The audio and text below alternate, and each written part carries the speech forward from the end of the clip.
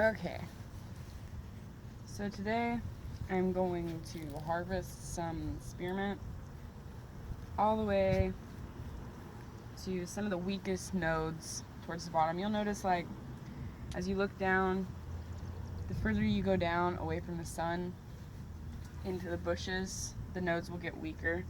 And I want to stop at a point where I think it will grow fine still. So, not the last node, but like leave 2 or 3 nodes underneath. You'll see it's real weak. It gets real weak at the bottom, and you don't want to take too much because you want a good harvest in a couple months too. So I'm just gonna fill up this bucket as quickly as I can, and then dry it out in my kitchen. Spearmint is really good for tea. It's good for incense. It holds its scent. These leaves.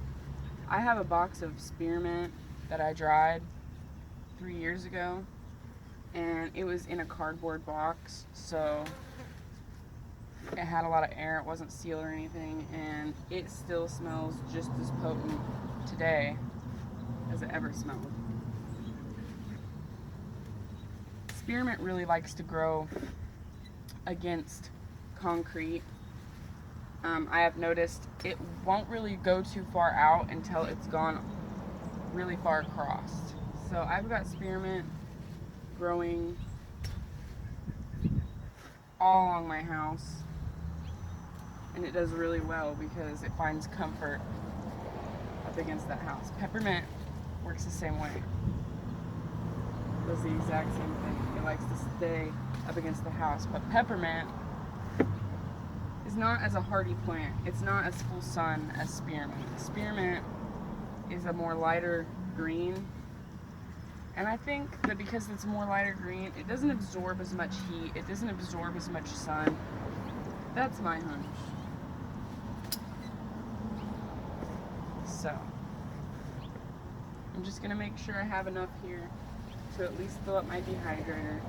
I'm gonna be harvesting more, but I don't want to make this a boring video. So I've got this bucket here filled. We'll stop this video and finish it inside.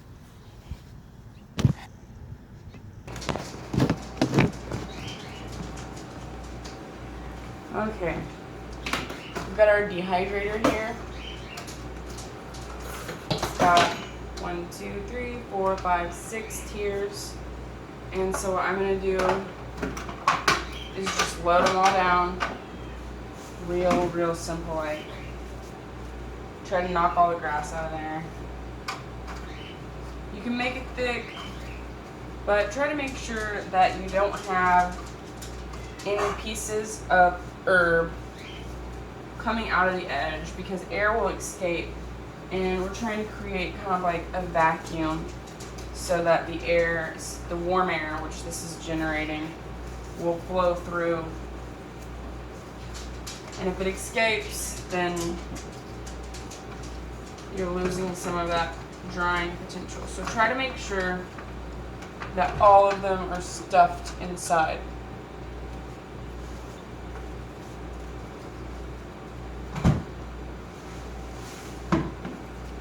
You don't want any peeking out.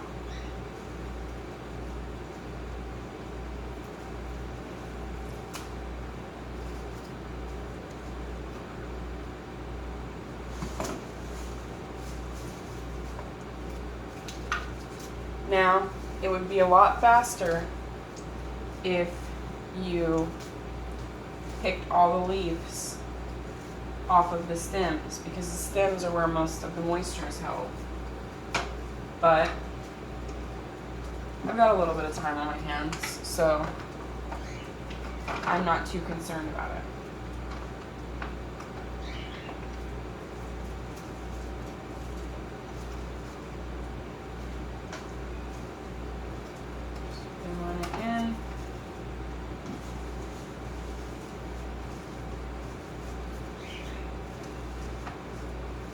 You can stack them and layer them. There's going to be so much airflow that you're not going to have to worry about molding or anything like that, like you do whenever you hang dry. Unless you have a fan. If you hang dry, you have to worry about things like molding. Now, there was a YouTuber who mentioned that hang drying was the best way to dry. It's the most aesthetic way to dry. It's not the best way to dry. The best way to dry is the most efficient way to dry. And he was talking about how the heat causes the oils to come out, you know, before you process them into whatever essential oil or wax that you're trying to make. But if you use a low heat, such as 85 degrees or 90 degrees, I don't think that you have to worry too much about losing oils. I really don't. Like I said, I have stuff that I've dried out that has been sun dried in 100-degree weather, and it still smells just as potent as when I harvested it, if not more now. So with these I am going to peel because these have they're easiest to do that way. Some of the smaller branches with the top starting on them already will slide down quite easily. They've just got smooth leaves.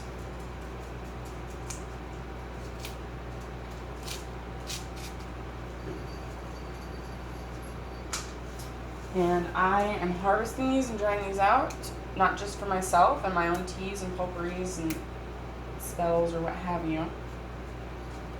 I also enjoy sharing with friends, and I hope to eventually make a business. So, if you would like some Indiana full moon charged, solar charged, or whatever, I know that the ley lines are different everywhere. Some of us are seeking energies where we're not near. So, I'll be willing to help. I'm trying to start a business, which I'm going to call Promising Starts. It's going to be based around plants, but of course, it will be based around other things too, not just plant starts. So this is basically how you do it.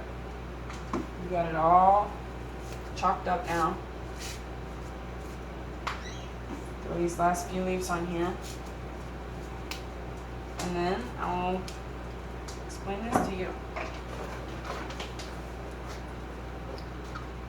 95 degrees. It's got a chart down here. Herbs and spices, that's what I want. So I set this bad boy on top. Notice there are a few leaves poking out here and there. It's tight enough to seal. It's just a little baby leaf, so if I just rip that off, it's not going to lose any air. But if you get a stem in there and it has a space, you're going to lose a lot of air, and that's going to like slow down your drying process. So now I just plug this guy in, and off we go. So then I will harvest more with that bucket and scissors, and I will place them here, sit that down there in front of this fan, and wait a few days. This is where I was doing peppermint, and these are the stems from the peppermint, not quite dry, but the leaves are mostly dry.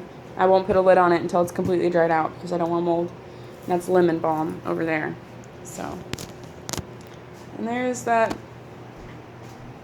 I have a video that I'm going to be doing about unboxing this. Got some lavender and fruits. So have a good day.